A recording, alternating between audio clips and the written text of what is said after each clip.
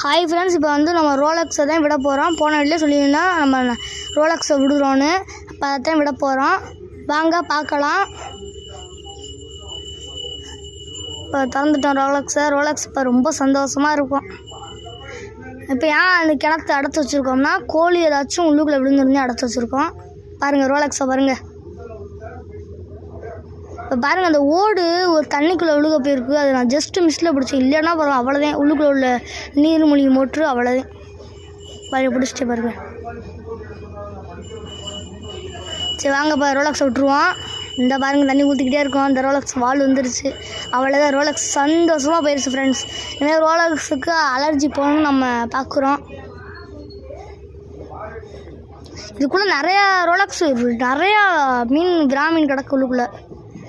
நான் ரோலக்ஸை விட்டது சரியாக தப்பான்னு நீங்களே சொல்லுங்கள். இந்த வீடியோ பிடிச்சிருந்துச்சுன்னா லைக் பண்ணுங்கள், ஷேர் பண்ணுங்கள், மறந்துடாமல் சப்ஸ்கிரைப் மட்டும் பண்ணுங்கள்.